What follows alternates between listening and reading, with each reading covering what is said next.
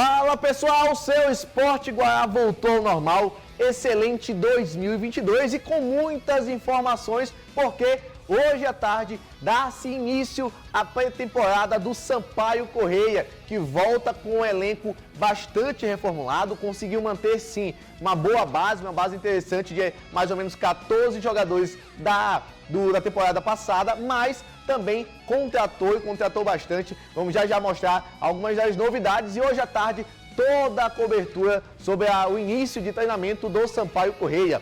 O Motoclube entra na sua segunda semana de preparação, lembrando que foi o primeiro time a iniciar sua pré-temporada no dia 27 de dezembro. A estreia do Motoclube de São Luís é contra o São José, lá no dia 23, aqui em São Luís, no estádio Neuzinho Santos. E também tem a Copinha, a maior competição de base da América Latina, conta com dois times do estado, o Chapadinha e o IAP. E o IAP começou muito bem ontem à tarde, vencendo o Criciúma por 1-0. Gol, um placar magrinho, mas olha, a sua defesa está de parabéns, já os melhores momentos desse jogo, porque, meu amigo, o Criciúma não deu descanso para o Chapadinha em momento algum. O IAP entra em campo apenas amanhã. E já começamos falando da Copinha, então sem perder tempo, vamos à Copinha porque o Marçal Constâncio tem as informações de como foi esse jogo lá em São Paulo, contra o Criciúma.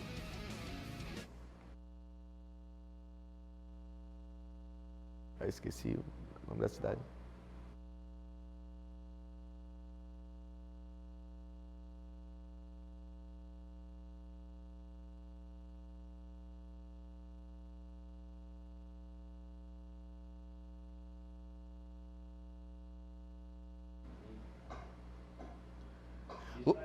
Logo no início da partida, o goleiro Chapadinha teve que fazer uma grande defesa, porque conseguiu dar um rebote no meio da área. Já o Chapadinha chegou pouquíssimas vezes, mas aos 16 minutos conseguiu marcar o gol com o Richardson. Inclusive, o gol da vitória do Chapadinha. Contou até com uma dancinha ali da garotada lá em São Paulo. Mas o Criciúma, tendo uma base até mais forte que o Chapadinha e mais tradição nas competições de base, tentou a todo momento, e não foi pouco, de chute de fora da área, em cruzamentos, em chutes a queima-roupa. Aí já tá vendo alguns lances do segundo tempo, isso aí foi com 40 segundos de jogo. O Criciúma tentava incessantemente. O goleiro do Chapadinha, inclusive, diga-se de passagem, um excelente goleiro, fechou o gol. Inclusive, nessa jogada agora de uma semi-bicicleta, o goleiro foi lá em cima, conseguiu buscar e salvar o resultado. O Chapadinha ainda tentou, ainda conseguiu, teve a oportunidade de marcar o segundo gol, mas faltou o domínio ali para o atacante do Chapadinha. Ele pisou na bola, se atrapalhou ali um pouquinho, goleiro para um lado, facilmente ele conseguiria ter marcado esse gol. Infelizmente, não conseguiu ampliar o placar, mas o que importa é a vitória do Chapadinha, que agora soma seus primeiros 3 pontos na competição, iguala o número de pontos com o Nova Iguaçu, só que o Nova Iguaçu venceu seu jogo por 2-0, então tem um saldo de gols maior do que o próprio Chapadinha. O Criciúma e o Comercial, que perderam seus respectivos jogos, estão ali em 3º e 4º lugar. O Chapadinha inicia muito bem a competição, dá um start muito interessante, está sendo comentado como o azarão do grupo, porque o Criciúma, o seu primeiro adversário, é um time muito forte na base, não à toa nós conseguimos ver os melhores momentos da partida. O Criciúma o tempo todo atacou e teve inúmeras chances de abrir o marcador, empatar o jogo ou quem sabe até mesmo virar o placar, mas esbarrou numa excelente defesa do Chapadinha. E diga-se de passagem, a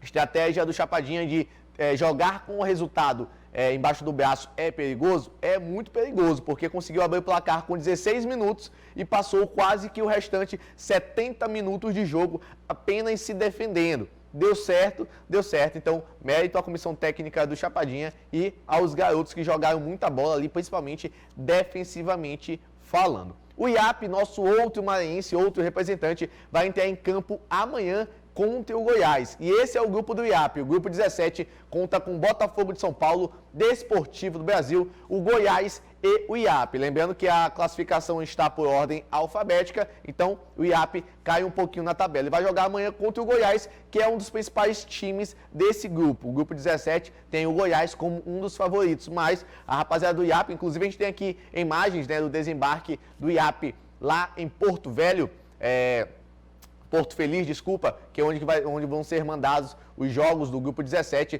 O IAP desembarcando ontem em Porto Feliz, conseguiu fazer uma refeição, conseguiu descansar, conseguiu também, inclusive, fazer uma pequena atividade física, né, antes da partida principal, que é só amanhã. Lembrando, na quarta-feira o IAP joga contra o Goiás. Então, o IAP conseguiu chegar com alguns dias de antecedência para tentar fazer uma concentração, uma preparação ainda melhor. A gente sabe que a viagem foi de ônibus, daqui para São Paulo não é perto, são mais ou menos 2 dias e meio de viagem. Então, tem que chegar, tem que conseguir dar um tempo de recuperação e alimentação e até mesmo essa atividade física, que é aquele famoso soltar a musculatura, porque é um jogo muito difícil. O grupo do IAP é um grupo muito difícil.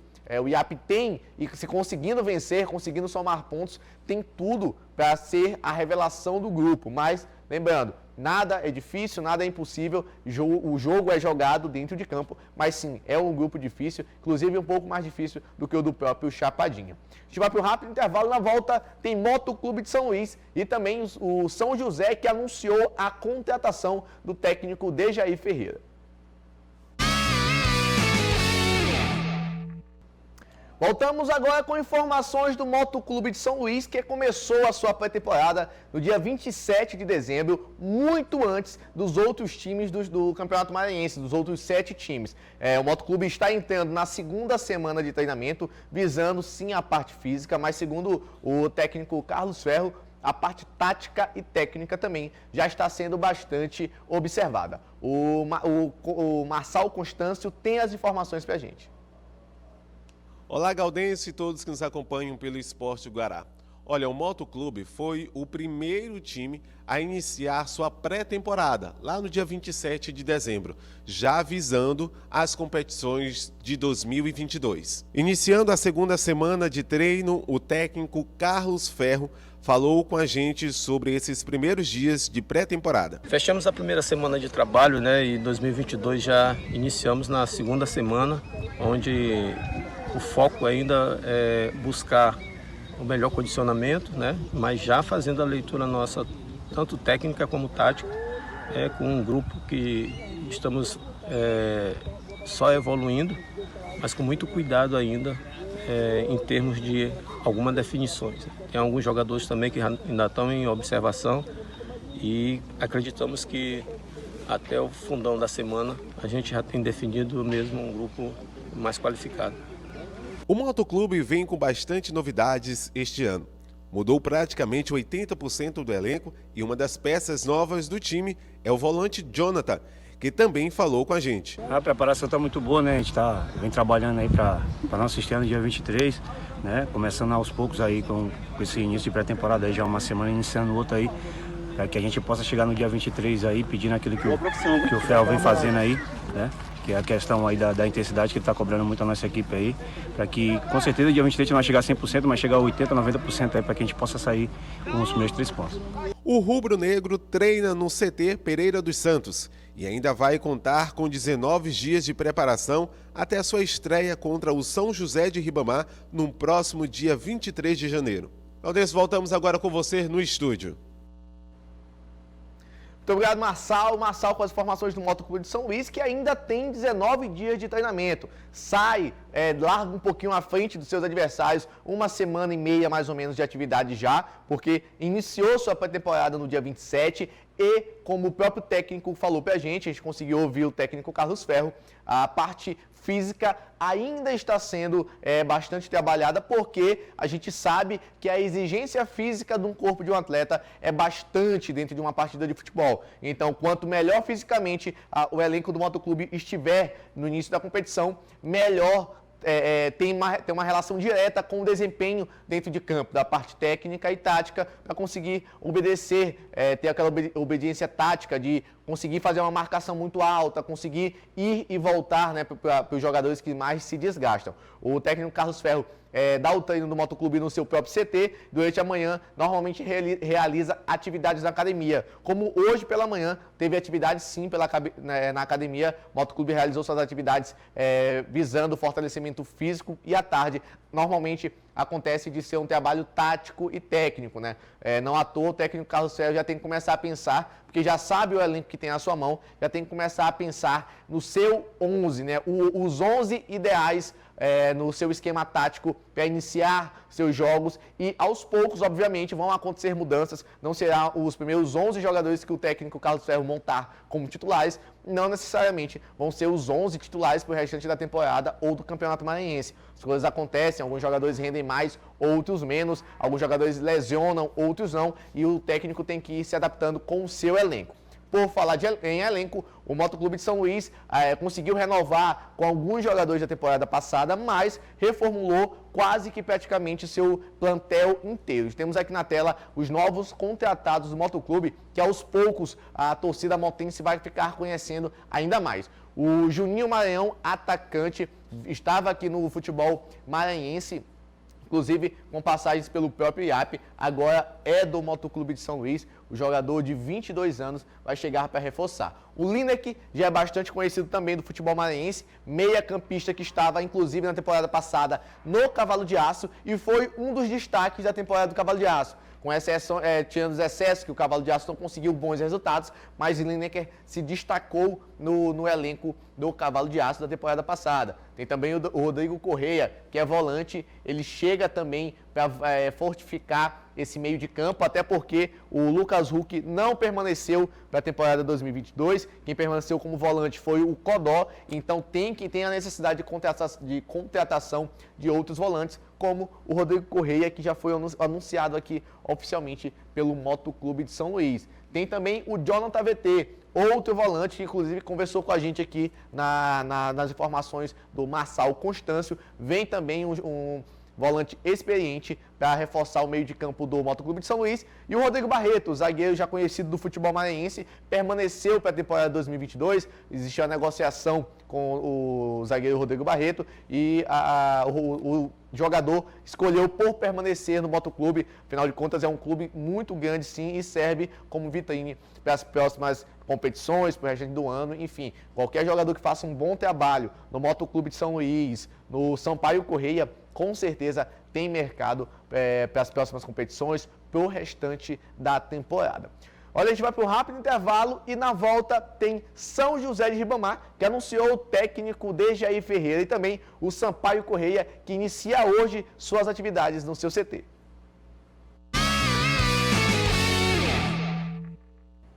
Informações do São José de Ribamar, que anunciou hoje pela manhã oficialmente o seu novo técnico para o Campeonato Maranhense 2022. Trata-se do já conhecido técnico Dejair Ferreira, que começou aqui, teve passagens pelo Motoclube.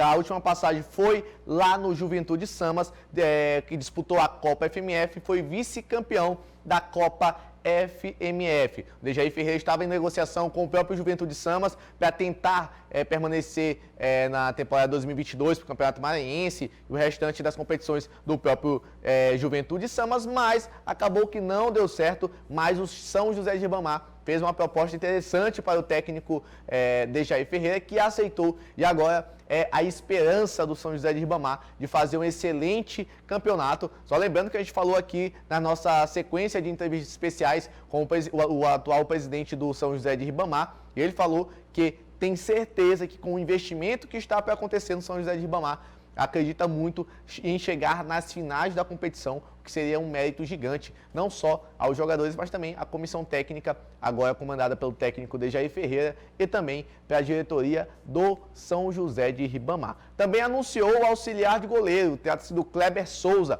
Kleber Souza também tem passagens pelo futebol aqui do Maranhão e vai defender, né, o novo auxiliar, o novo preparador de goleiros lá do São José de Ribamar, que já inicia seus trabalhos e vai começar a conhecer não só a metodologia do técnico Dejair, mas também do próprio São José de Ribamar.